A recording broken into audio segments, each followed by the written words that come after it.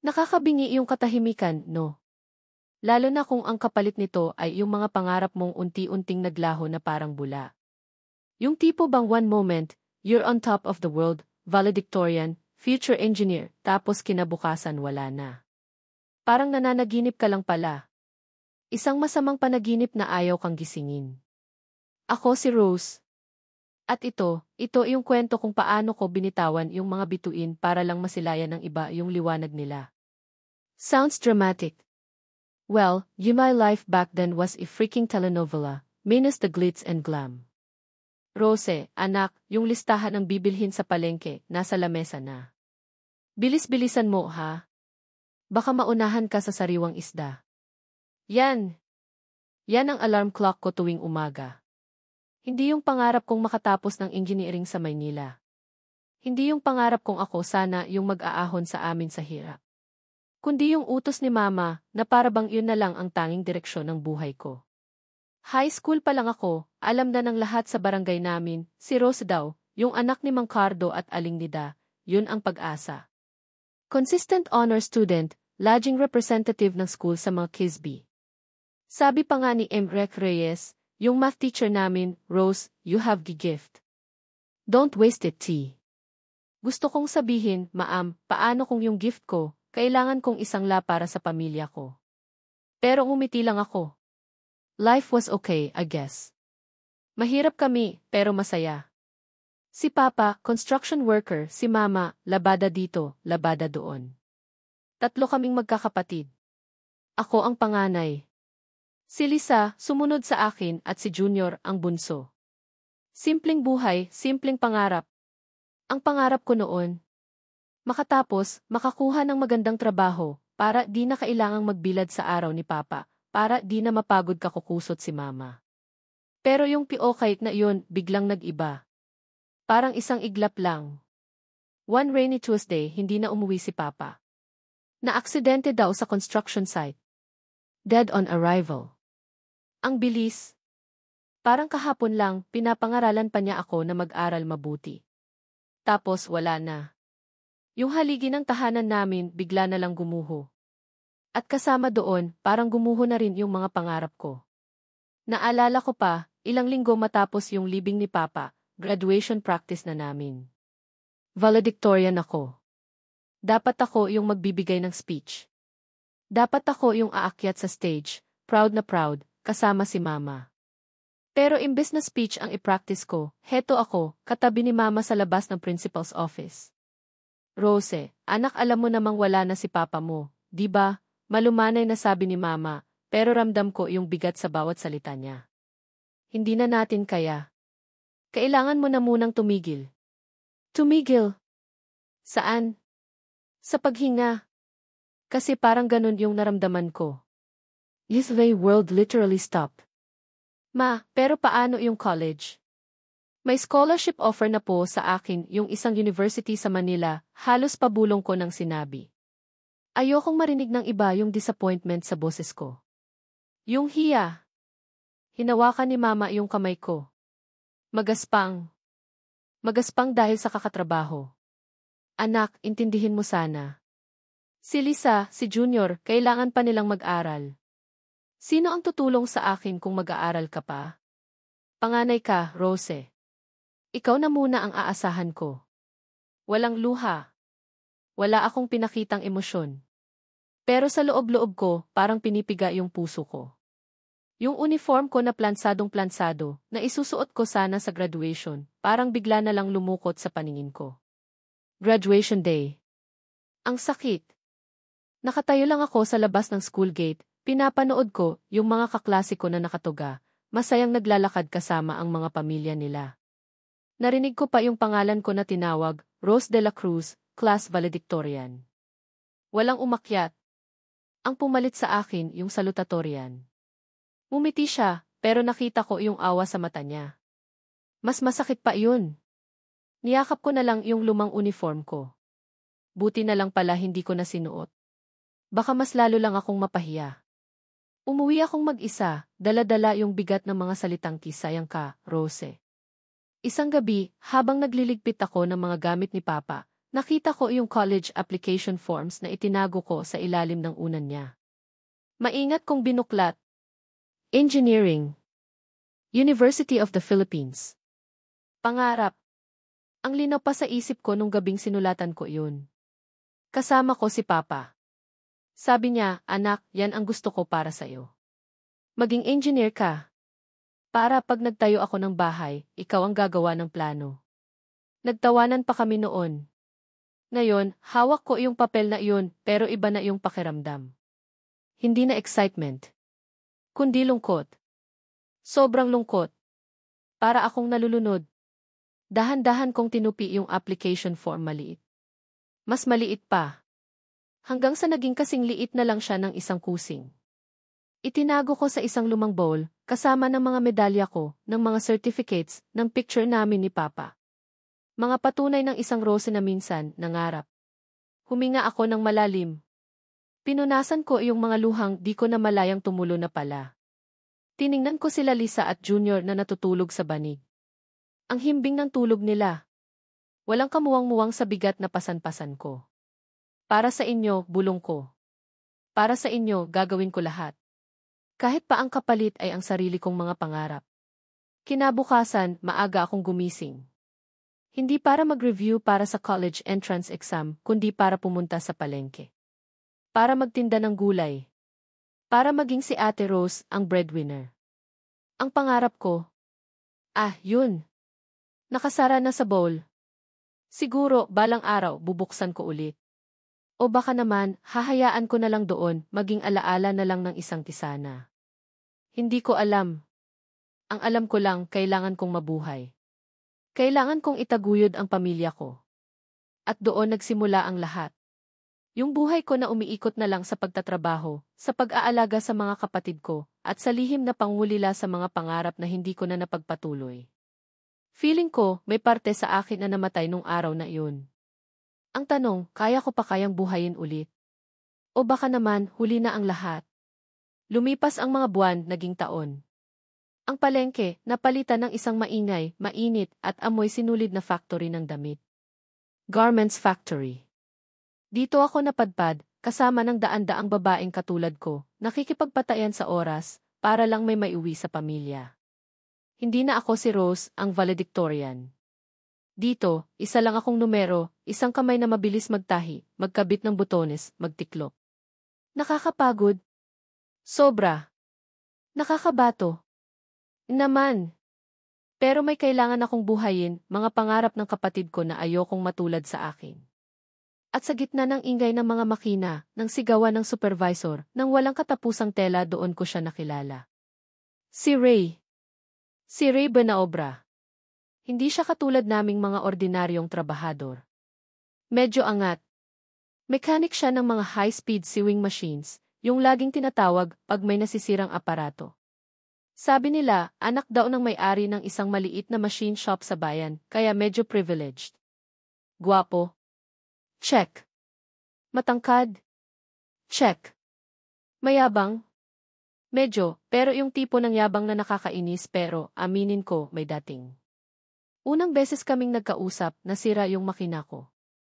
Badrip na badrip ako kasi quota system kami. Pag di ka umabot, wala kang bonus. Nakatatlong tawag na ako sa supervisor, wala pa ring dumarating na mekaniko. Nanggagalaiti ako. Miss, kalma lang. Baka lalong masira yan pag sinigawan mo, sabi ng isang boses sa likod ko. Paglingon ko, si Ray. Nakangisi.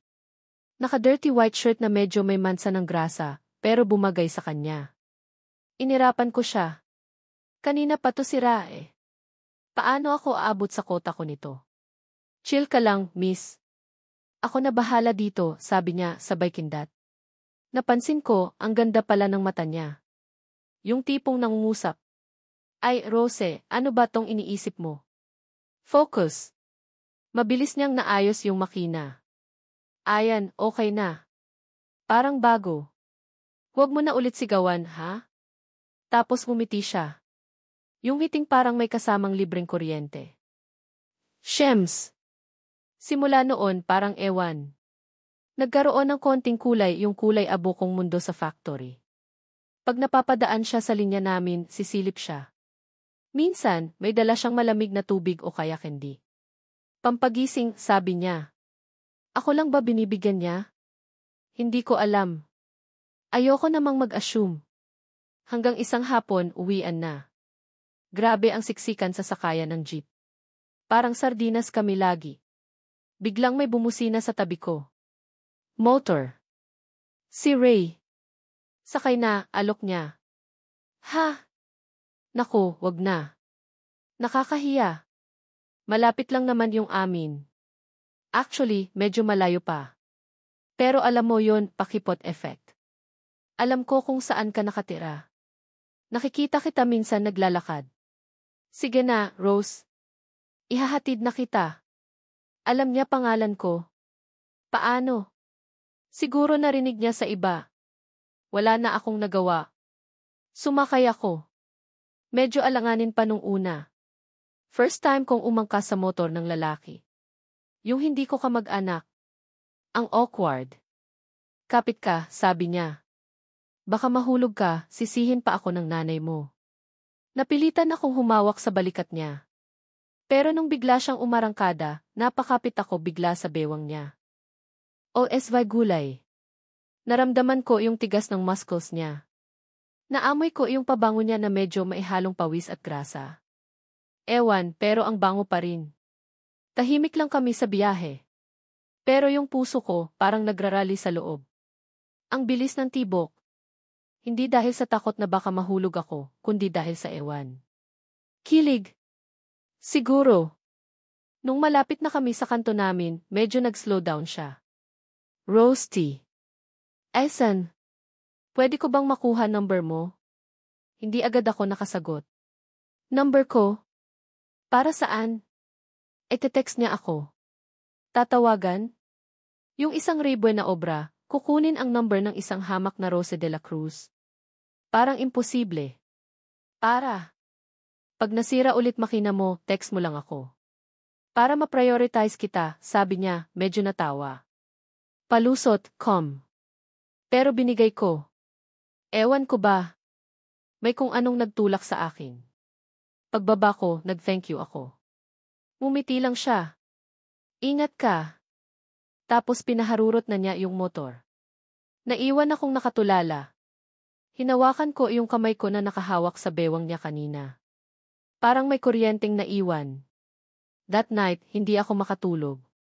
Paulit-ulit kong nire-replay sa isip ko yung pag-angkas ko sa motor niya. Simple lang pero grabe ang impact. Nag-text siya. Good night, Rose. Salamat sa pagsabay, napangiti ako. Sabi ko na nga ba, hindi lang dahil sa makina yun eh. At doon nagsimula yung lihim namin. Mga patagong text. Mga sulyap sa factory na may kasamang ngiti. Minsan, pag break time, sabay kaming kakain sa karinderya sa labas ng factory, pero upo kami sa magkabilang dulo ng lamesa, kunwari hindi magkakilala. Ang hirap. Ang thrilling. Lalo na nung fiesta sa barangay nila. Invited lahat ng taga-factory. Siyempre, pumunta ako. Umaasa akong makikita ko siya. At nakita ko nga siya. Kasama yung pamilya niya. Ang gaganda ng suot nila. Siya, ang linis tingnan, ang gwapo lalo. Parang ang layo-layo niya. Nakita niya ako. Mumiti siya, pero yung iting pasimple lang. Hindi niya ako malapitan. Kasi nandoon yung mga kaibigan niyang mayayaman, yung mga kamag-anak niya. Sino ba naman ako? Nakaramdam ako ng kirot. Parang reminder yun na, hoy, Rose, wag kang assuming. Hanggang dito lang kayo. Pero nung gabing yun, habang nanonood ako ng banda sa plaza, may biglang tumabi sa akin sa medyo madilim na parte. Si Ray.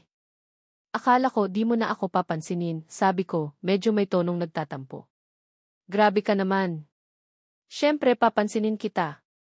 Hinanap nga kita, eh. Hinawakan niya yung kamay ko. Mahigpit. Tara, sabi niya, tapos hinila niya ako palayo sa crowd. Dinala niya ako sa likod ng simbahan. Tahimik. Medyo madilim. Tanging yung ilaw lang mula sa poste sa di kalayuan ang nagbibigay liwanag. Rose, seryoso yung mukha niya. Gusto kita. Natigilan ako. Totoo ba to? Si Ray Buenaobra, gusto ako. Alam ko, ang bilis. Alam ko, parang ang gulo. Pero iwan. Simula nung una kitang makita na sinusungitan mo ko dahil sa makina mo, parang may something na. Hindi ako makapagsalita.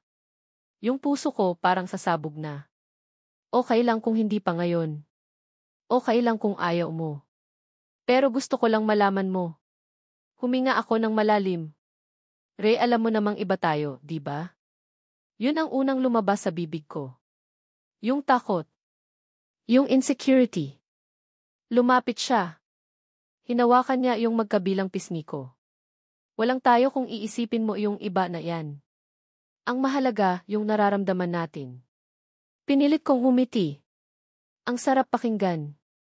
Pero may parte sa akin na hindi pa rin makapaniwala. Baka ako lang to, baka ako lang yung seryoso, tapos siya, trip lang. That night, pag-uwi ko, kinuha ko yung luma kong diary. Yung diary na sinulatan ko nung high school pa ako, puno ng mga pangarap. Matagal na akong hindi nagsusulat doon. Binuklat ko sa isang blankong pahina. Dear Diary. May kumakatok ulit sa puso ko. Ang pangalan niya, Ray.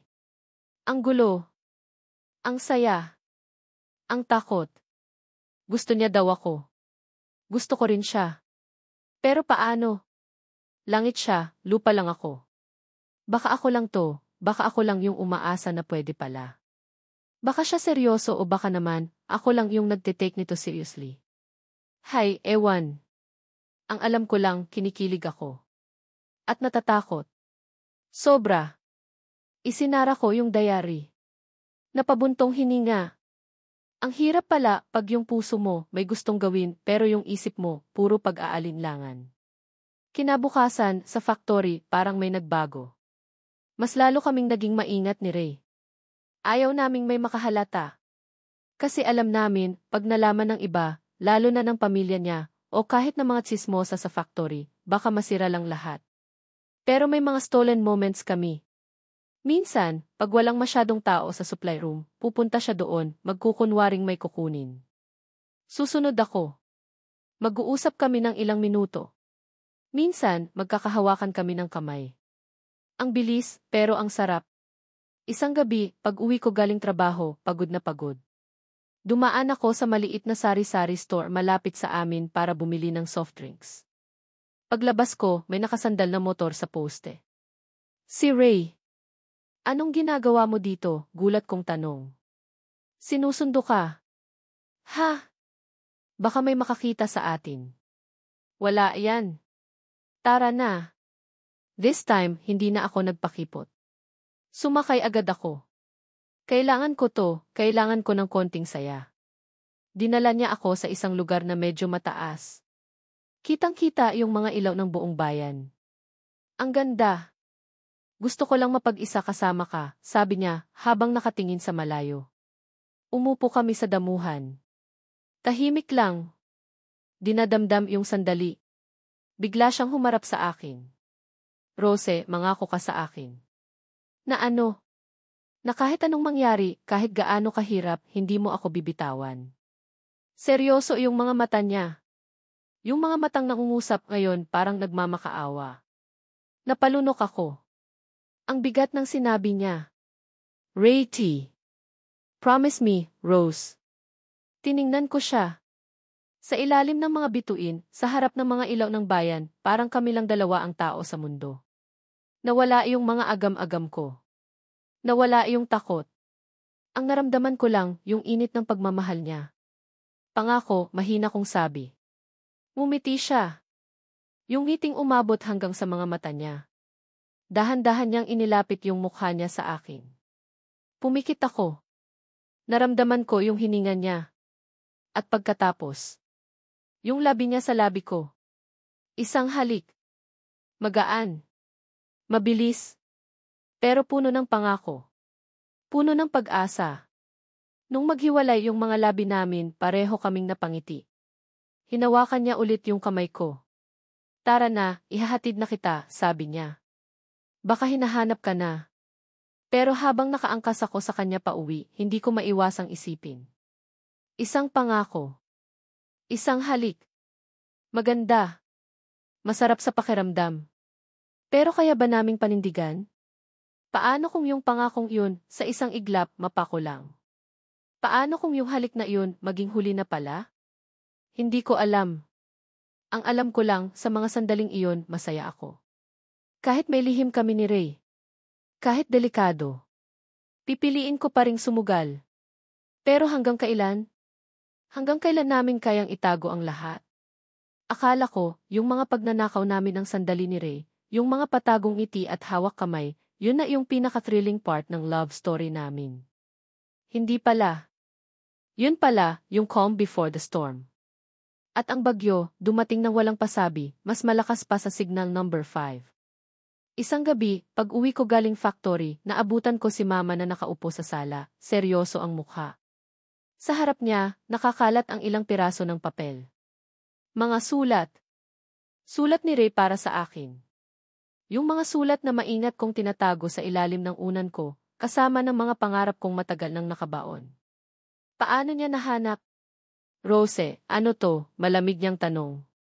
Hindi pa sigaw, pero mas matalim pa sa kutsilyo yung tono niya. Nanigas ako sa kinatatayuan ko. Nahuli na. This is it the end.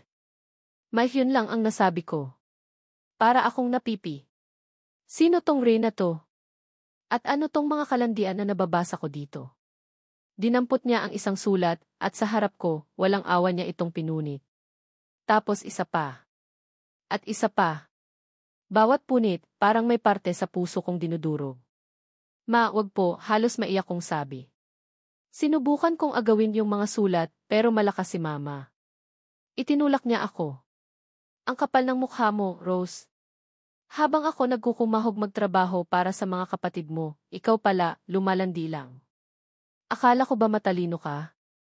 Akala ko ba tutulungan mo ako? Ito ba yung tulong mo? Ang mag-boyfriend ng kung sino-sinong lalaki. Hindi po kalandian yun, ma. Mahal ko si Ray, sa wakas, lumabas na rin yung boses ko. Nanginginig. Puno ng galit. Puno ng sakit. Mahal. Tumawa si mama, pero walang saya. Anong alam mo sa pagmamahal, Rose? Ang pagmamahal, hindi yan makakain. Ang pagmamahal, hindi yan makakapagpaaral sa mga kapatid mo. Ang pagmamahal, hindi yan mag-aahon sa atin sa hirap. Bawat salita niya, sampal sa pagkatao ko. Alam ko. Alam kong may punto siya. Pero masakit pa rin. Si Ray, maiba siya. Mahal niya ako. At mahal ko siya. Mahal ka niya, tiningnan ako ni mama na parang nababaliw ako. Anak siya ng may-ari ng machine shop, Rose. Ikaw, ano ka? Isang hamak na factory worker. Tingin mo, papayagan ka ng pamilya niya? Tingin mo, seryoso siya sa'yo? Baka pinaglalaruan ka lang niya. Hindi, ma. Hindi niyo siya kilala. At ikaw, kilalang-kilala mo na siya. Sa ilang buwan niyong paglilihiman, gumising ka, Rose. Hindi fairy tale ang buhay. Hindi ka si Cinderella at hindi siya si Prince Charming. Gusto kong sumigaw. Gusto kong magwala. Gusto kong sabihin sa kanya na mali siya. Na si Ray, totoo siya. Na yung pagmamahal namin totoo. Pero alam kong hindi siya makikinig. Nakasara na yung isip niya. Bigla siyang may kinuha sa ibabaw ng lamesa. Isang brochure. At isang plane ticket. Ano to, ma? Nakakita na ako ng paraan, Rose. Paraan para makaahon tayo sa hirap. Paraan para makapag-aral ng maayos yung mga kapatid mo. Inabot niya sa akin yung brochure. Agency. Papuntang South Korea. Trabaho sa factory. Nanlamig ang buong katawan ko. South Korea. May nakausap na akong ahente. Malaki ang sahod doon, Rose. $. Sa loob ng ilang taon, makakaipon tayo. Makakapagpatayo tayo ng bahay. Hindi na tayo mangungupahan. Si Lisa, si Junior, makakapag-college sila sa magandang eskwelahan. Tiningnan ko yung plane ticket. Nakapangalan sa akin. One way. Ma, ayoko, mahina kong sabi. Hindi ko kayang iwan sila Lisa at Junior. At si Ray. Si Reyna naman, umiling-iling si Mama. Rose, pamilya mo to, obligasyon mo to, pinag-aral kita kahit papaano. Oras na para suklian mo iyon. Pero ma, paano yung nararamdaman ko? Naiiyak na talaga ako. Ang bigat-bigat na. Ang nararamdaman mo. Hinawakan ni Mama ang balikat ko. Mahigpit. Itabi mo muna yan, Rose. Darating din ang panahon para dyan. Pero ngayon, pamilya mo muna. Kailangan ka namin. Gabi-gabi, pagkatapos ng araw na yun, impyerno ang bahay namin. Hindi ako kinakausap ni Mama, maliban na lang kung tungkol sa mga papeles ko papuntang Korea. Si Lisa at Junior, nalulungkot sila. Ayaw nilang umalis ako. Pero ano nang magagawa nila? Ano nang magagawa ko? Sinubukan kong tawagan si Ray. Sinubukan kong puntahan siya sa kanila. Pero laging wala. Sabi ng kasambahay nila, pinagbawalan daw siyang lumabas.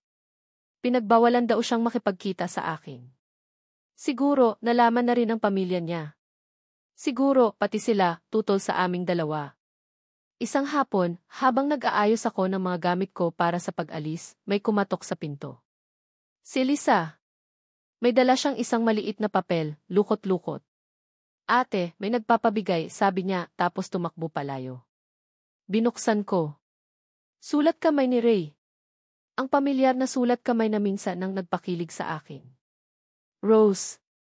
Nalaman na nila Mama. Galit na galit sila. Pinagbawalan nila akong makipagkita sa'yo. Sabi nila, hiwalayan na daw kita. Pero hindi ko kaya. Rose, huwag kang sumuko sa atin. Huwag kang aalis. Magkita tayo bukas ng gabi sa likod ng simbahan. 8:00. Hihintayin kita. Lalaban tayo. Mahal na mahal kita. Ray T. Napahawak ako sa dibdib ko. Lalaban kami? Kaya ba namin? Pero paano si Mama? Paano yung mga kapatid ko? Kinagabihan, hindi ako mapakali. Iniisip ko si Ray. Iniisip ko yung pangako namin sa isa't isa. Pero iniisip ko rin yung mukha ni Mama, yung hirap niya, yung sakripisyo niya para sa amin. Dumating ang kinabukasan. Araw ng alis ko. Ang flight ko, 10:00 ng gabi. Buong araw, parang wala ako sa sarili. Si Mama, tahimik lang. Si Lisa at Junior, umiiyak. 7:00 ng gabi. Naka-empake na lahat. Hinihintay na lang namin yung tricycle na maghahatid sa amin sa terminal ang bus, papuntang airport. Rose, anak, lumapit si Mama. May inabot siyang maliit na sobre. Baon mo. Mag-iingat ka doon, ha? Tawag ka lagi. Niyakap niya ako. Mahigpit. Naramdaman ko yung panginginig ng balikat niya. Umiiyak din pala siya. 8:00. Nasa biyahe na kami papuntang terminal. Tumingin ako sa relo ko. Ito na yung oras na dapat magkikita kami ni Ray. Nasa likod na kaya siya ng simbahan? Hinihintay ako. Ang sakit. Para akong pinipili kung aling parte ng katawan ko ang puputulin. Pamilya ko o pag-ibig ko. Nakita ko yung simbahan mula sa malayo. Parang may anino akong nakita sa likod nito. Si Ray kaya yun? Manong, para, sigaw ko sa driver ng tricycle. Rose, ano ba? Gulat na tanong ni Mama. Ma, sandali lang po. May kailangan lang akong gawin. Bumaba ako ng tricycle. Tumakbo ako papunta sa simbahan. Hindi ko alam kung ano nang gagawin ko. Hindi ko alam kung ano ang sasabihin ko. Basta, kailangan ko siyang makita. Pero pagdating ko sa likod ng simbahan, wala siya. Madilim. Tahimik. Tanging yung malamig na hangin lang ng gabi ang sumalubong sa akin. Hinintay ko siya. 5 minuto. 10 minuto. Wala pa rin. Bumalik ako sa tricycle na parang lantang gulay. Umiiyak na ako. Hindi na ako nahiya kay Mama. Pagdating namin sa airport, ramdam na ramdam ko na yung bigat. Bawat hakbang papasok sa departure area, parang may humihila sa akin pabalik. Nung nasa pila na ako para sa immigration, biglang may tumawag sa pangalan ko. Rose. Napalingon ako. Si Ray. Hingal na hingal. Pawis na pawis. May dala siyang maliit na paper bag. Ray.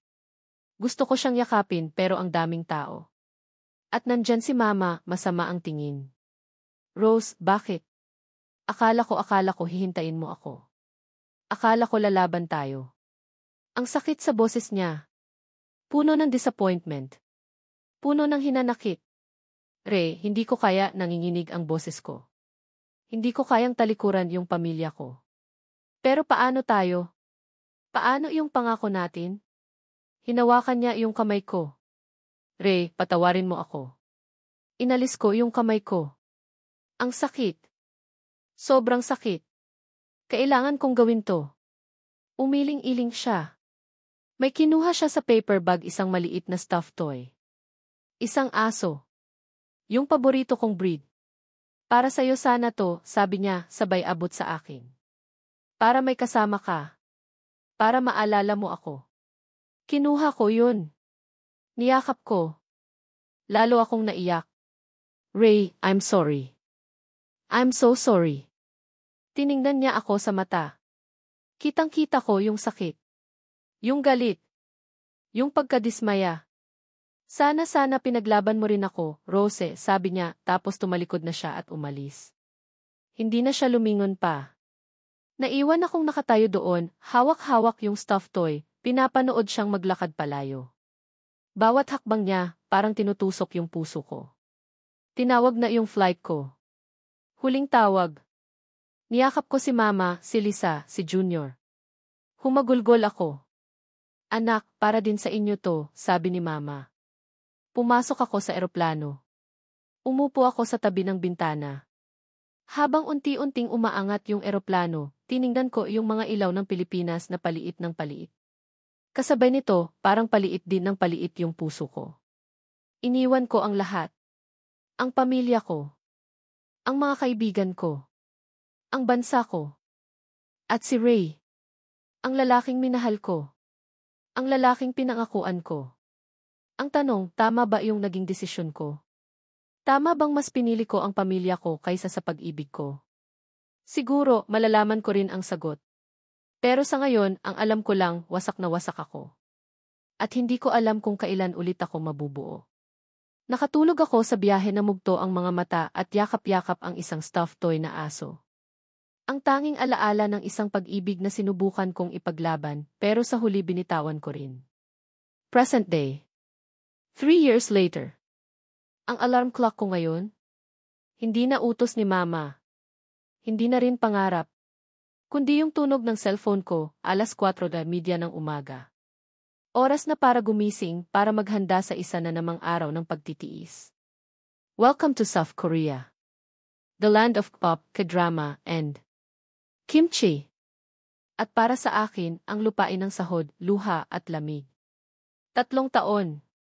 3 taon na akong buvi dito sa isang malaking garments factory sa labas ng Seoul. Ang trabaho, halos pareho lang din sa Pilipinas. Tahi dito, tahi doon. Ang pinagkaiba lang, mas high-tech ang mga makina. At mas malamig ang klima. At mas malaki ang sahod. Pero kasabay ng malaking sahod, mas malaki rin ang lungkot. Pagkagising, ligo agad. Ang tubig, kasing lamig ng yelo. Kahit may heater, parang hindi sapat para labanan ang winter chill na tumatagos hanggang buto.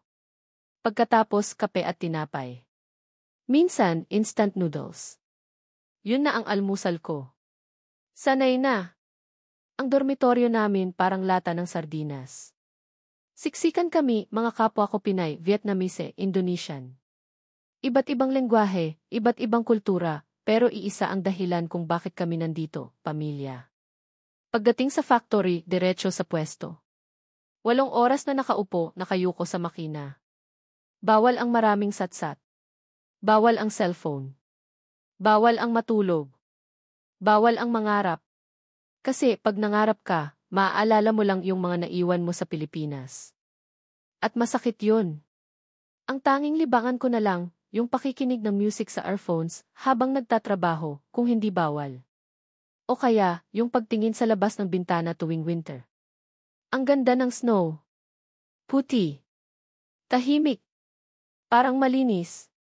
Pero sa likod ng ganda nito, may lamig. Lamig na parang yumayakap sa puso ko.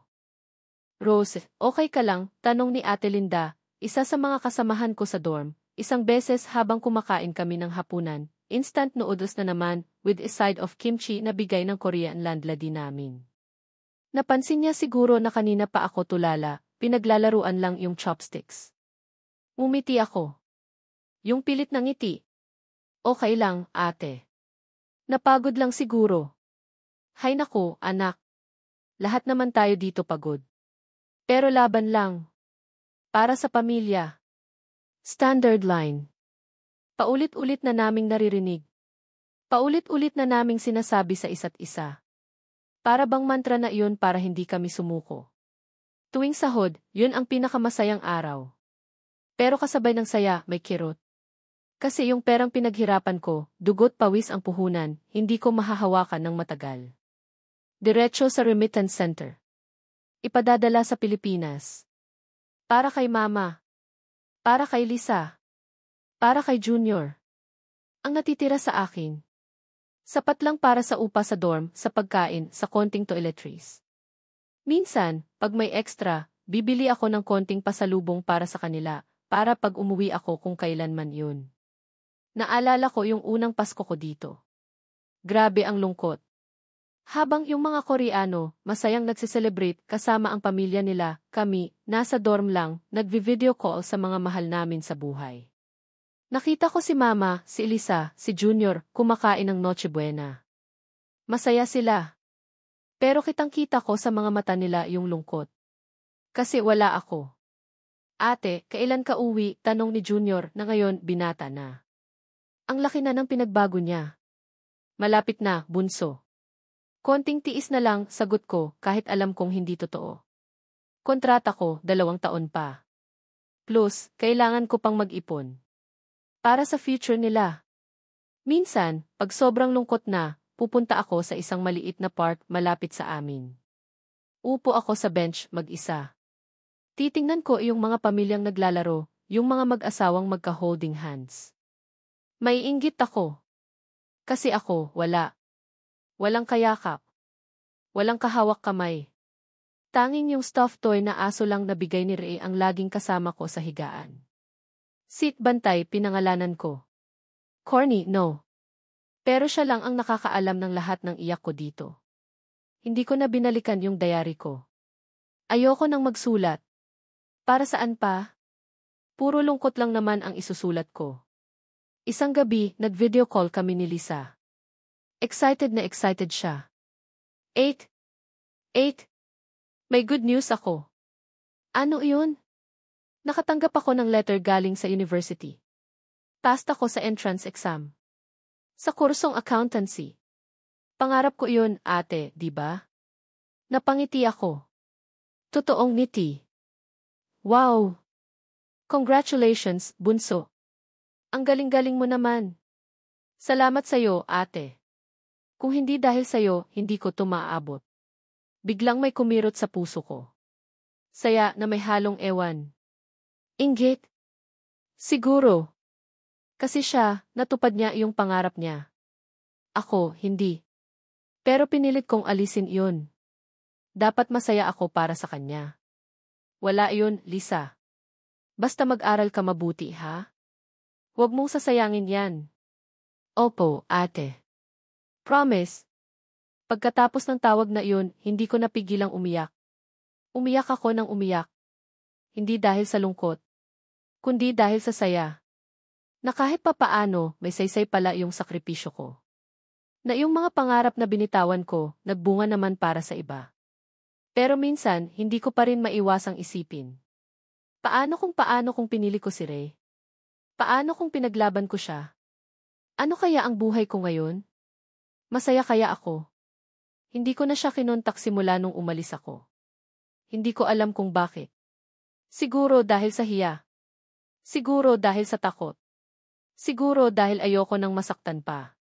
Pero minsan, paggabi na at hindi ako makatulog, binubuksan ko yung lumang email account ko. Yung email account na ginagamit ko pa nung college application days. May isang unread message doon. Galing kay Ray. Sent 3 years ago, a week after I left. Ang subject, Rose, please. Hindi ko alam kung ilang beses ko nang tinitigan yung email na yun. Ilang beses ko nang pinindot tapos biglang i-delete sa isip ko. Natatakot akong buksan. Natatakot akong malaman kung ano ng laman. Baka lalo lang akong masaktan. Baka lalo lang akong manghinayang. Pero ngayong gabi, ewan ko ba. Siguro dahil sa balita ni Lisa. Siguro dahil pagod na akong magtago sa sarili ko. Siguro dahil kailangan ko na ng closure. Huminga ako ng malalim.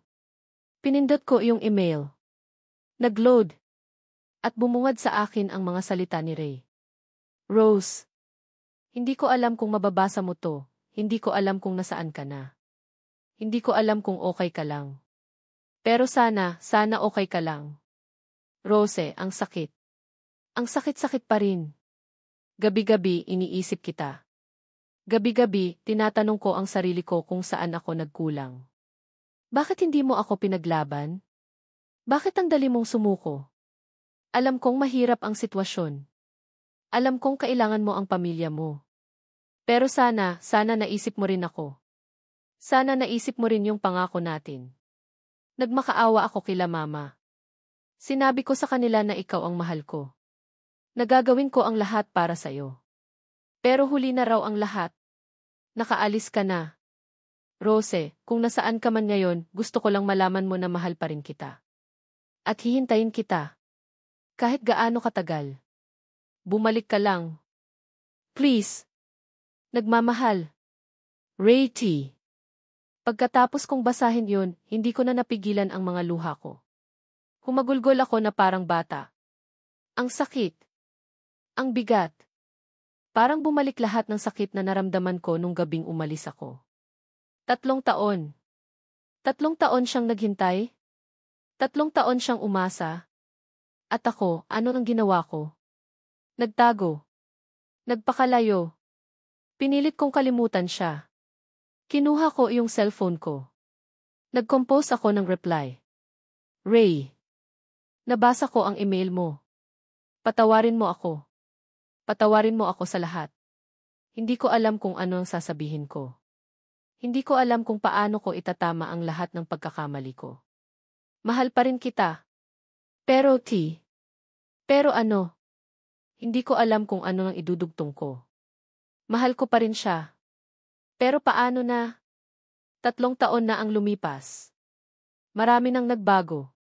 Ako, nagbago na. Siya, siguro, nagbago na rin. Pinatay ko yung cellphone ko. Hindi ko sinend yung email. Tinakpan ko ng unan yung mukha ko at umiyak ako ng umiyak hanggang sa makatulog ako. Kinabukasan, paggising ko, mugto ang mga mata ko. Parang ang bigat-bigat ng pakiramdam ko. Pero kailangan kong bumangon. Kailangan kong pumasok sa trabaho. Kailangan kong magpatuloy. Habang naglalakad ako papunta sa factory, malamig ang hangin. Nagsisimula na namang mag-snow. Tumingala ako sa langit. Ang daming bituin. Naalala ko yung mga pangarap ko dati. Naalala ko si Ray. Posible pa kaya? Posible pa kayang magkaroon ng second chance? O baka naman talagang hanggang dito na lang? Hanggang sahod, luha, at lamig na lang ba ang magiging kwento ko? Hindi ko alam. Ang alam ko lang, pagod na akong masaktan. Pagod na akong mangulila. Pero may parte sa akin na umaasa.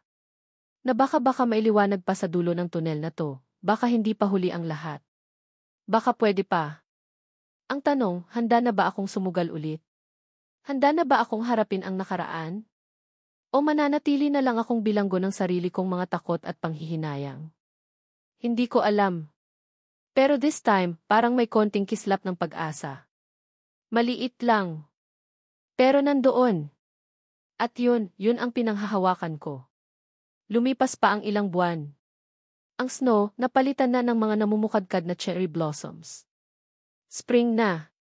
Pero yung puso ko, parang nasa kalagitnaan pa rin ng winter. Hindi ko pa rin sinend yung email kay Ray. Hindi ko alam. Parang natatakot akong buksan ulit yung sugat na yun. Baka pag binuksan ko, hindi na ulit maghilom. Pero alam mo yung kasabihan, pag may nawawala, may dumarating. Siguro, totoo yun. Kasi sa gitna ng pag-move on ko, o sa pagtatry kong mag-move on, may isang tao na unti-unting kumakatok. Hindi sa pinto ng dorm ko, kundi sa pinto ng puso ko. Cheesy, I know. Pero totoo. Siya si Aldrin. Aldrin Park. Half Korean, half Filipino. Isa siyang technician sa factory namin, specifically sa department kung saan mas high-tech yung mga makina. Medyo bago lang siya. Mga 6 months pa lang siguro. Hindi kami madalas magkita kasi sa ibang section siya naka-assign. Pero napapansin ko siya.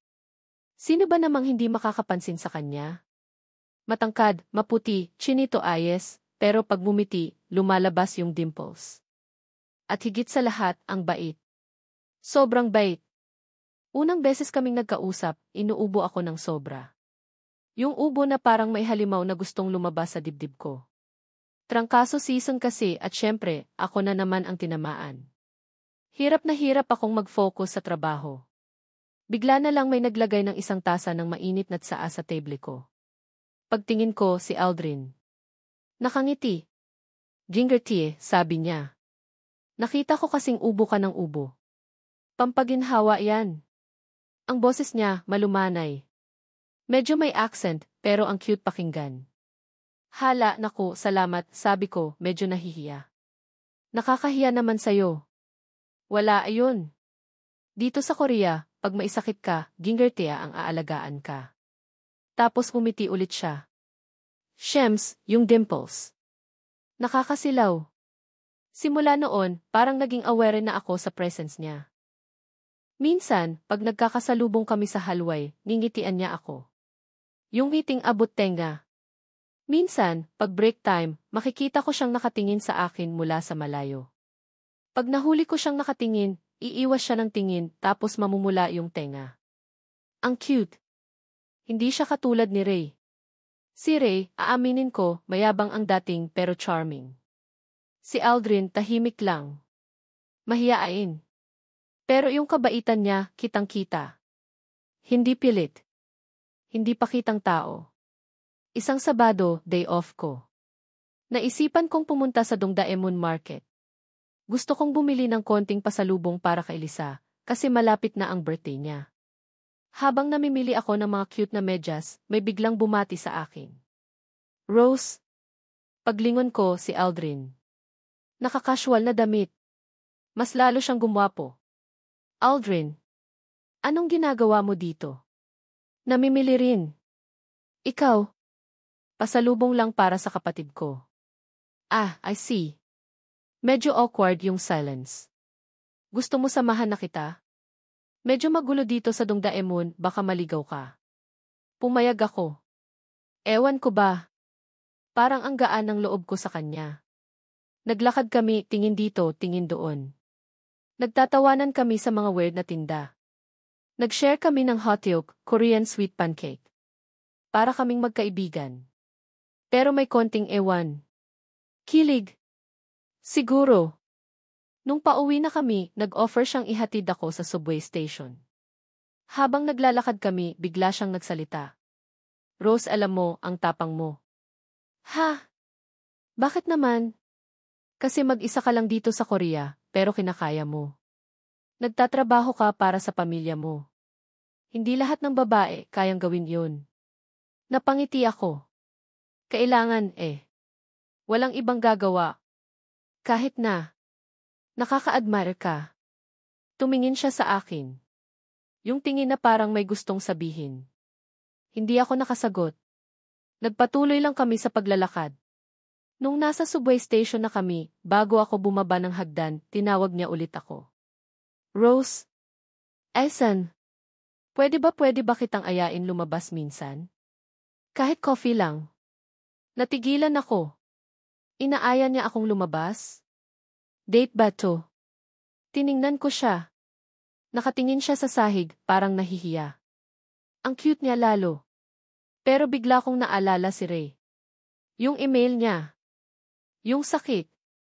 Yung pangako. Parang may kumurot sa puso ko. Guilt. Takot. Hindi pa ako handa. Hindi pa ako pwedeng sumaya. Hindi pa ako pwedeng magmahal ulit. Aldrin, nagsimula ako, pero hindi ko alam kung paano tatanggihan nang hindi siya masasaktan. Bigla kong nakita yung kamay ko. Yung kamay na minsan nang hinawakan ni Ray. Yung kamay na may invisible na marka ng nakaraan. Parang bigla akong natauhan. Umiling ako. Pasensya na, Aldrin. Pero hindi pa ako ready. Nakita ko yung disappointment sa mukha niya. Pero ngumiti pa rin siya. Yung pilit na ngiti. Okay lang, Rose. Naiintindihan ko. Siguro next time na lang. Tumango ako tapos nagmamadali na akong bumaba ng hagdan. Ayokong makita niya yung lungkot sa mga mata ko. Ayokong malaman niya na nasasaktan din ako na tanggihan siya. Pag-uwi ko sa dorm, humiga agad ako sa kama. Niyakap ko si Bantay. Bakit ganun? Bakit ang hirap? Akala ko okay na ako. Akala ko handa na akong mag-move on pero hindi pa pala. Si Aldrin, mabait siya. Caring. Genuine. Lahat ng qualities na hinahanap ng isang babae sa isang lalaki, nasa kanya na. Pero bakit hindi ko pa rin kayang buksan yung puso ko para sa kanya? Dahil ba kay Ray? Dahil ba sa nakaraan? O dahil takot lang talaga akong masaktan ulit? Lumipas ang ilang araw, medyo naging awkward kami ni Aldrin. Nagbabatyan pa rin kami pero hindi na katulad ng dati. Parang may harang na. At ako ang naglagay ng harang na iyon. Minsan, nakikita ko siyang nakatingin sa akin tapos malulungkot yung mga mata niya. Nasasaktan ako. Kasi alam kong nasasaktan ko siya. Pero ano nang magagawa ko? Isang gabi, pagkatapos ng overtime, pagod na pagod ako. Naabutan ko si Aldrin sa labas ng factory, nakasandal sa pader. Parang may hinihintay. Aldrin, anong ginagawa mo pa dito? Akala ko, maaga kang umuwi. Hinihintay kita, diretsahan niyang sabi. Ha? Bakit? Lumapit siya sa akin. Seryoso ang mukha niya. Rose, gusto ko lang itanong. Isa lang. Kinabahan ako. Ano kayang itatanong niya? May iba ka bang gusto? Napatingin ako sa kanya. Ang straightforward niya. Hindi ako agad nakasagot. Alin ang isasagot ko? Ang totoo. Na, may iba akong gusto, pero nasa Pilipinas siya, at 3 taon na kaming walang communication. O magsisinungaling ako? Aldrin me. Okay lang kung meron, Rose. Sabihin mo lang. Para alam ko. Para hindi na ako aasa. Ang lungkot sa boses niya. Huminga ako ng malalim. Oras na siguro para maging tapat. Sa kanya.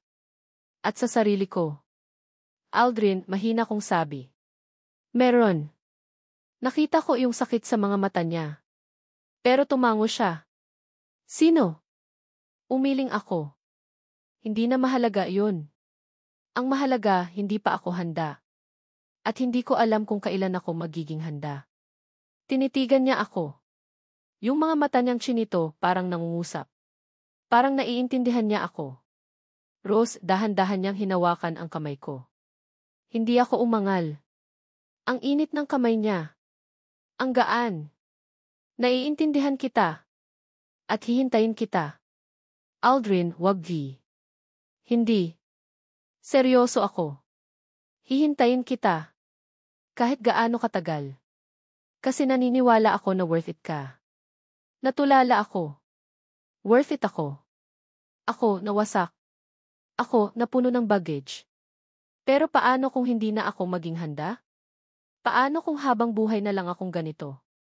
Ngumiti siya. Yung ngiting nagbibigay ng pag-asa. E di hihintayin pa rin kita. At kung hindi ka talaga maging handa, okay lang. At least, sinubukan ko. Hindi ko alam kung ano nang mararamdaman ko. Kilig. Pero mas nangingibabaw yung paghanga. Sa tapang niya. Sa sincerity niya. Sa patience niya. Bigla niyang tiningnan yung kamay ko.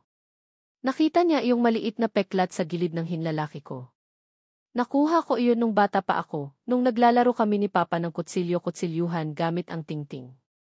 Ang tanga lang. Alam mo, Rose, sabi niya, habang hinahaplos yung peklat ko. lahat tayo may peklat. May mga sugat na nag-iwan ng marka. Pero hindi ibig sabihin nun, hindi na tayo pwedeng sumaya. Hindi ibig sabihin nun, hindi na tayo pwedeng magmahal ulit. Napatingin ako sa kanya.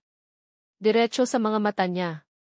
Rose de la Cruz, medyo natawa siya. Pwede ba kitang ligawan kahit alam kong may iniwan ka? Kahit alam kong mayroon kang nakaraan? Hindi ako agad nakasagot. Nakatitig lang ako sa kanya. Sa mga mata niyang puno ng pag-asa. Sa mga ngiti niyang nagpapagaan ng puso ko. Posible ba? Posible bang sumubok ulit? Posible bang bigyan ng chance ang sarili kong sumaya? Hindi ko alam. Pero sa mga sandaling iyon, habang hawak niya ang kamay ko, habang tinititigan niya ako na parang ako lang ang babae sa mundo, parang gusto kong sumagot ng. Pero kaya ko ba? Handa na ba talaga ako? O isa lang itong panibagong pagkakamali? Hindi ko sinagot agad si Aldrin. Sabi ko, pag-iisipan ko. Which is true. Pinag-isipan ko talaga. Araw-araw. Gabi-gabi. Paulit-ulit kong tinanong ang sarili ko, handa na ba ako? Kaya ko na ba? Paano si Ray? Paano yung guilt? Pero si Aldrin, hindi siya namilit. He gave me space. Pero he was there. Laging nandyan. Yung mga simpleng tea good morning, Rose, na may kasamang ngiti. Yung mga extra na kimchi sa lunchbox niya na sinishare niya sa akin. Yung mga paminsan-minsang tanong na, kumusta araw mo? Mga maliliit na bagay pero malaki ang epekto sa akin. Unti-unti yung yelo sa puso ko parang natutunaw. Hanggang isang araw, nakatanggap ako ng tawag mula kay Lisa. Umiiyak siya. Ate si mama inatake sa puso. Parang binuhusan ako ng malamig na tubig. Si mama? Inatake. Paano? Lisa, kumalma ka. Anong nangyari? Nasaan kayo? Nasa ospital kami, ate. Kaka-admit lang sa kanya. Sabi ng doktor kailangan daw operahan. Pero wala tayong pera, ate. Lalo siyang humagulgol. Nanlambot ang mga tuhod ko. Operasyon? Pera? Saan kami kukuha? Yung ipon ko, sapat lang para sa pang-araw-araw nila at sa pag-aaral ni Junior. Hindi sapat para sa isang major operation. Lisa, gagawa ako ng paraan. Huwag kang mag-alala. Magiging okay si mama. Kahit ako, hindi ko alam kung paano. Pero kailangan kong maging matatag para sa kanila. Pagkatapos ng tawag, hindi ko alam kung ano nang gagawin ko. Nanginginig ako. Natataranta. Gusto kong umuwi. Gusto kong makita si mama. Pero paano? Lumapit ako sa supervisor ko. Nagmakaawa ako. Emergency leave. Kahit ilang araw lang. Pumayag naman siya pero unpaid. Okay lang. Ang mahalaga, makauwi ako. Pero yung problema, pamasahe. At yung panggastos sa ospital. Naisip ko si Aldrin. Siya lang ang kilala kong pwedeng makatulong. Pero nakakahiya. Ayokong isipin niya na ginagamit ko siya. Pero wala akong choice. Nilakasan ko ang loob ko. Pinuntahan ko siya sa department nila. Aldrin, nanginginig ang boses ko. Pwede ba akong humingi ng tulong? Nakita niya agad yung takot at pag-aalala sa mukha ko. Rose, anong problema? Sinabi ko sa kanya ang lahat. Tungkol kay mama. Tungkol sa operasyon. Tungkol sa pera. Hindi siya nagdalawang isip.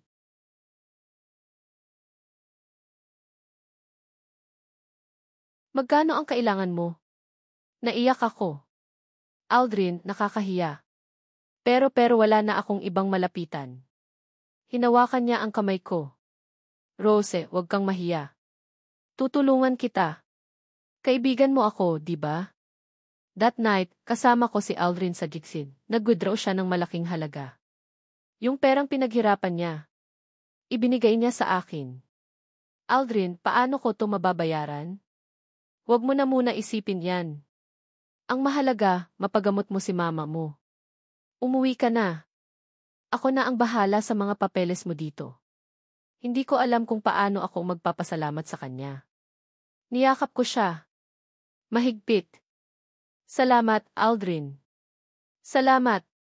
Kinabukasan, lumipad ako pauwi ng Pilipinas. Ang puso ko, puno ng kaba at takot. Pero may konting pag-asa. Dahil kay Aldrin. Pagdating ko sa ospital, naabutan ko sila Lisa at Junior sa labas ng Mugto ang mga mata nila. Niyakap ko sila. 80. Kumusta si Mama? Stable na raw siya, ate. Pero kailangan pa rin ng operasyon as soon as possible. Pumasok ako sa Nakita ko si Mama. Nakahiga. May mga tubo na nakakabit sa katawan niya. Ang payat niya. Ang putla. Parang hindi siya yung mama na kilala ko na laging malakas, laging masungit. Umupo ako sa tabi niya. Hinawakan ko ang kamay niya. Malamig. Manandito na ako, bulong ko. Gagaling ka, mahuwag kang mag-alala. Parang may naramdaman akong konting pagpisil sa kamay ko. Minulat niya ang mga mata niya. Ngumiti siya. Yung mahinang ngiti. Lumipas ang ilang araw. Habang hinihintay namin yung schedule ng operasyon ni Mama, nagkaroon kami ng pagkakataon na mag-usap. Hindi na siya yung dating mama na laging galit. Parang lumambot siya. Isang hapon, habang nagbabantay ako sa kanya, bigla siyang nagsalita. Rose, anak ki. Po, ma? Patawarin mo ako. Nagulat ako. Si Mama humihingi ng tawad? Sa akin. Ma, para saan po? Sa lahat. Sa lahat ng nagawa ko sa'yo. Sa pagpigil ko sa mga pangarap mo. Sa paghiwalay ko sa inyo ni Ray. Natigilan ako. Naalala pa pala niya si Ray. Ma, okay na po iyon. Matagal na iyon. Umiling siya. May kinuha siya sa ilalim ng unan niya. Isang lumang litrato. Litrato naming dalawa ni Ray, kuha nung fiesta sa barangay nila. Yung gabing hinawakan niya ang kamay ko sa harap ng maraming tao, kahit pa simple lang. Paano napunta kay Mama to? Nakita ko to sa mga gamit mo nung umalis ka, sabi niya. Itinago ko. Kasi nakikita ko sa mga mata niyo na mahal niyo talaga ang isa't isa. Naiyak ako. Si Mama, naintindihan pala niya. Pero huli na. Ma, si Aldrin po. Yung tumulong sa atin para sa operasyon yun. Kilala ko siya, anak. Naikwento sa akin ni Lisa. Mabait daw siyang bata. Opo, mamabait po siya. At nanliligaw po siya sa akin. Tiningnan ako ni Mama. Ngumiti siya. Yung ngiting parang may basbas. Anak, kung siya ang nagpapangiti sa'yo ngayon, kung siya ang nagpapasaya sa'yo, hindi na ako hahadlang. Karapatan mong lumigaya, Rose. Matagal ka nang nagsakripisyo para sa amin. Parang may tinik na nabunot sa dibdib ko. Yung mga salitang iyon ni Mama, parang musika sa pandinig ko. Dumating ang araw ng operasyon ni Mama. Kabado kaming lahat. Nagdasal kami ng nagdasal. Si Aldrin, tumatawag lagi mula sa Korea, nangangamusta. Ang operasyon tumagal ng ilang oras. Bawat minuto parang isang taon. Pero sa awa ng Diyos, naging successful. Pagkatapos ng ilang linggo, nakalabas na ng ospital si Mama. Medyo mahina pa siya, pero on the way to recovery na. Umuwi kami sa bahay. Yung bahay na simple lang pero puno ng pagmamahal. Sila Lisa at Junior, alagang-alaga si Mama. Ako naman, inaasikaso ko sila. Para kaming bumalik sa dati. Pero this time, mas masaya. Mas magaan. Isang gabi, habang naghahapunan kami, biglang nagsalita si Lisa. Ate, alam mo, dapat ikaw naman ang lumigaya. Masyado ka ng maraming isinakripisyo para sa amin. Napatingin ako sa kanya. Pati si Junior tumatango. Nga, ate. Payagan mo na si Kuya Aldrin. Bagay kayo. Napangiti ako. Ang mga kapatid ko, botong-boto kay Aldrin. Tumingin ako kay Mama. Nakangiti siya. Anak, kung siya talaga ang gusto mo, susuportahan kita. Ang mahalaga, masaya ka. Parang ang gaan-gaan sa pakiramdam. Yung pamilya ko, tanggap nila si Aldrin. Tanggap nila na may bago nang kumakatok sa puso ko. Bago ako bumalik ng Korea, kinausap ko ulit si Mama. Ma, sigurado po kayo? Okay lang po sa inyo. Niyakap niya ako. Anak, okay na okay. Ang gusto ko lang, makita kang masaya. At nakikita ko yun pagkausap mo si Aldrin sa telepono. Napangiti ako. Totoo. Masaya ako pagkausap ko si Aldrin. Yung mga simpleng kwentuhan namin, yung mga jokes niya na corny pero nakakatawa, yung boses niyang maluma na lahat yun, nagbibigay ng saya sa akin. Bumalik ako ng Korea na may bagong pag-asa. Mas magaan ang puso.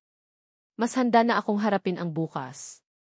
Pagdating ko sa airport sa Incheon, may isang taong naghihintay sa akin. May hawak na maliit na bouquet ng tulips. Si Aldrin. Ngumiti siya. Yung ngiting nagpatibok ng mabilis sa puso ko. Welcome back, Rose. Lumapit ako sa kanya. Inabot niya sa akin yung bulaklak. Salamat, Aldrin. Sa lahat. Wala ayun. Tinitigan niya ako. So ano na? Pwede na ba? Natawa ako. Ang alin? Yung panliligaw ko. Tiningnan ko siya. Sa mga mata niya, nakita ko yung sincerity. Nakita ko yung pagmamahal. Nakita ko yung future. Huminga ako ng malalim. This is it, oras na para sumugal ulit. Aldrin, sabi ko, nakangiti. Pwede na. Nakita ko yung saya sa mukha niya. Yung saya na parang nanalo sa loto. Niyakap niya ako. Mahigpit. At sa mga sandaling iyon, alam kong tama ang desisyon ko. Oras na para sa bagong kabanata. Oras na para sa bagong pag-ibig. Oras na para sa sarili ko. Pero paano si Ray? Paano yung nakaraan? Handa na ba talaga akong talikuran ang lahat ng yun? O baka naman, babalik pa rin siya para guluhin ang lahat? Hindi ko alam. Ang alam ko lang, sa ngayon, masaya ako. At pipiliin kong maging masaya. Kasama si Aldrin. Lumipas ang 2 taon. 2 taon ng ligawan, ng tawanan, ng iyakan minsan, pero mas madalas ng purong saya kasama si Aldrin. Ang sarap pala sa pakiramdam na magmahal ulit. Yung walang takot, walang pag-aalinlangan. Yung alam mong safe ka, na hindi ka niya iiwan, na hindi ka niya sasaktan. Natapos na ang kontrata ko sa Korea. Nakapag-ipon na rin kami ni Aldrin ng sapat-sapat. At ang desisyon, umuwi na ng Pilipinas. For good. Ready ka na ba, mahal? Tanong ni Aldrin habang nasa eroplano kami pabalik. Hawak niya ang kamay ko. Mahigpit. Umiti ako. Naman. Basta kasama kita. Cheesy, pero totoo. Siya na ang naging lakas ko. Siya na ang naging mundo ko. Ang unang plano namin pag-uwi. Magpakasal. Simpleng kasal lang. Sa simbahan kung saan kami unang nagkita ni Aldrin after ko siyang payagang manligaw, charot, sa simbahan lang talaga. At pagkatapos magpapatayo kami ng maliit na bahay. Yung sarili naming bahay. Malapit sa dagat. Pangarap ko yun dati pa. Ang kasal namin, simple lang pero puno ng pagmamahal. Nandun si Mama, malakas na ulit. Si Lisa, na ngayon ay si Yena. Si Junior, na malapit nang mag-graduate ng engineering, tinupad niya yung pangarap ko para sa sarili niya. At syempre, nandun ang pamilya ni Aldrin, na tanggap ako. Nung naglalakad ako sa Aisle, suot ang lumang wedding veil ni Mama, yung veil na ginamit niya nung kinasal sila ni Papa, hindi ko mapigilang maiyak. Tears of joy. Finally, eto na. Yung happy ending na akala ko, sa fairytale lang nangyayari. Sa dulo ng Aisle, naghihintay si Aldrin. Ang gwapo niya sa suot niyang barong Tagalog. Ngumiti siya sa akin, yung ngiting nagpatunaw ng puso ko simula pa lang. You look beautiful, mahal, bulong niya nung nasa harap na niya ako. Ikaw din, mahal. Ang gwapo mo. Ang seremonya, ang bilis. Parang isang panaginip. Nung sinabi naming T.A.D.O., parang may fireworks na sumabog sa puso ko. This is it, Dimres Rose de la Cruz Park. Ang sarap pakinggan. Pagkatapos ng kasal, sinimulan na naming ipatayo yung bahay namin. Isang maliit na bungalo, may 2 kwarto, may malawak na bintana na tanaw ang dagat. Araw-araw, nandun kami, sinusubaybayan ang pagtayo ng pangarap naming tahanan. Isang hapon, habang nagpapahinga kami ni Aldrin sa ilalim ng puno ng niyog, Pinagmamasdan ang mga construction worker, may biglang tumawag sa pangalan ko. Rose. Napalingon ako. Isang pamilyar na boses. Isang boses na matagal ko nang hindi naririnig. Isang boses na minsan nang nagpatibok ng puso ko. Si Ray. Nakatayo siya di kalayuan. Medyo nagbago na siya. Mas mature tingnan. May konting bigote na. Pero yung mga mata niya, yun pa rin.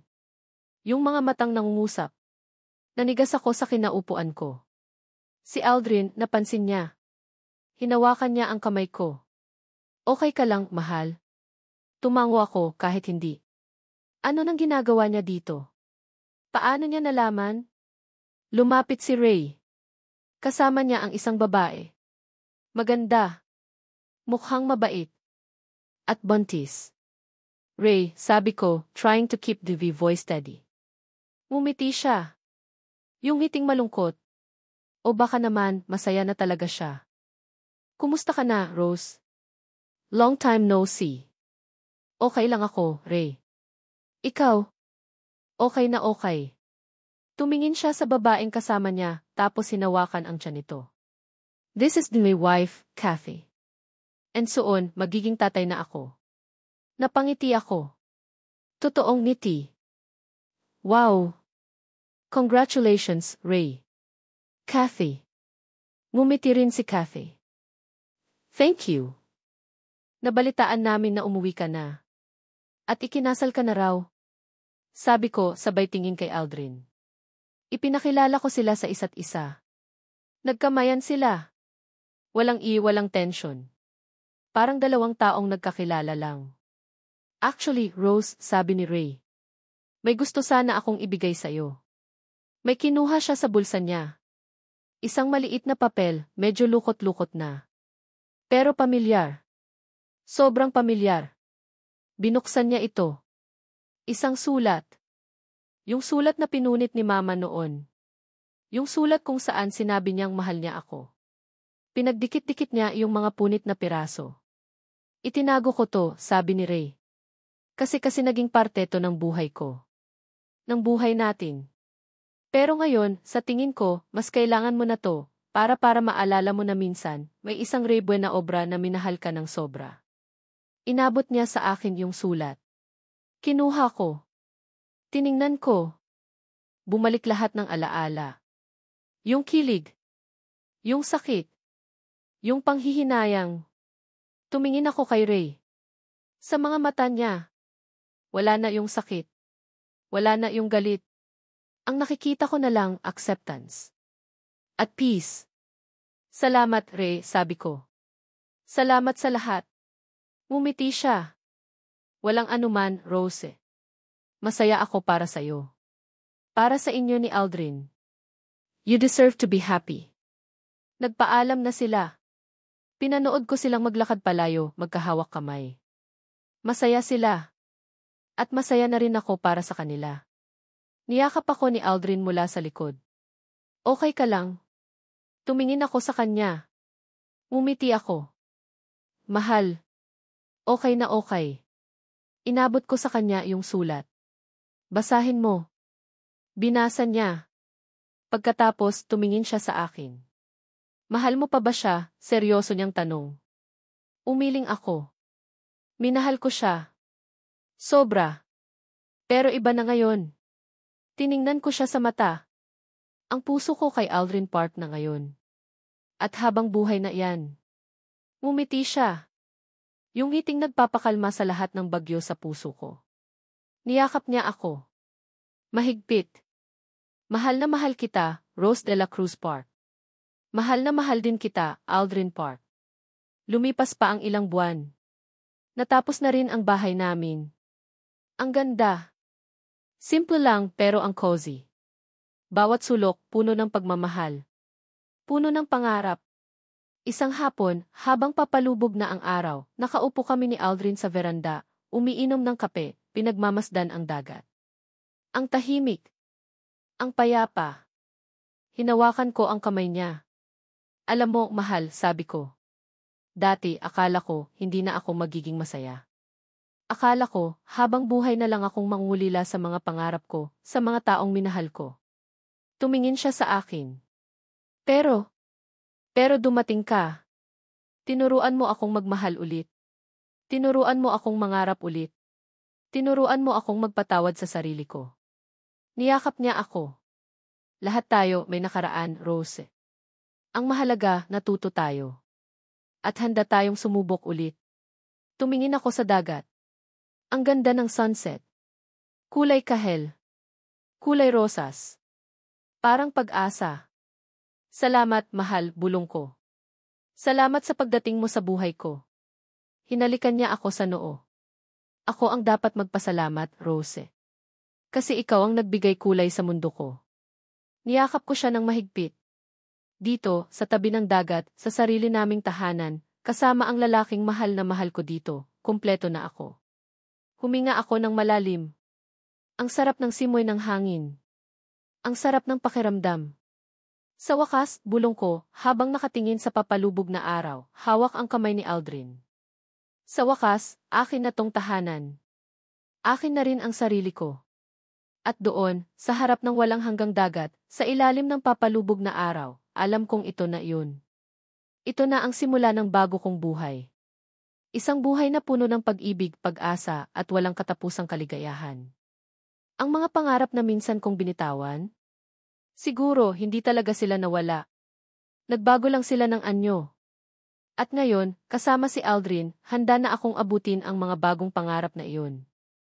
Because finally, I am home. And I am whole. Mahal kong mga mambabasa.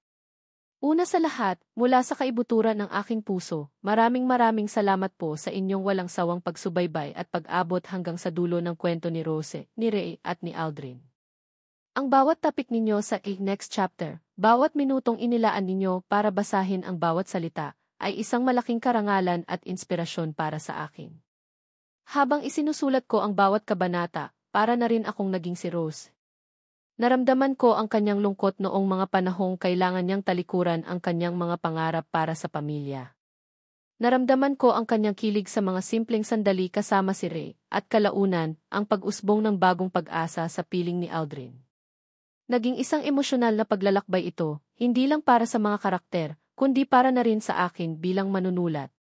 Nais kong maipakita ang isang kwentong malapit sa ating mga puso. Isang kwentong sumasalamin sa mga pagsubok at tagumpay ng pangkaraniwang Pilipino, lalo na ng ating mga kababayang Bith.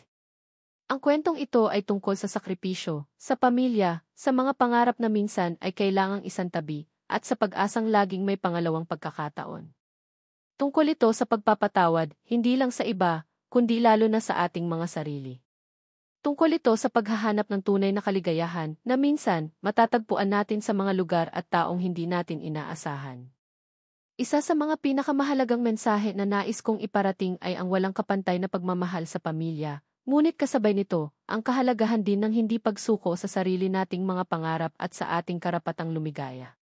Na kahit gaano man tayo nasaktan o nadapa, laging may pag-asang bumangon at magsimula muli. Ang pag-ibig, minsan masakit, minsan nakakalito, pero kapag dumating ang tamang tao sa tamang panahon, ito ang magiging pinakamalakas nating sandata at inspirasyon. At higit sa lahat, ang paghahanap ng tahanan, hindi lang sa isang lugar, kundi sa ating sarili at sa piling ng mga taong tunay na nagmamahal sa atin. Kung naantig man ng kwentong ito ang inyong puso, sa anumang paraan, inaanyayahan ko kayong ibahagi ito sa inyong mga kaibigan at mahal sa buhay. At huwag po kayong mahiyang mag-iwan ng inyong mga komento at saloobin.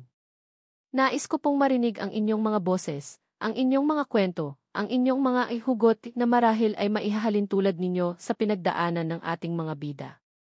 Para sa akin, bawat mambabasa ay bahagi na ng paglalakbay na ito. Muli, maraming salamat po sa inyong lahat.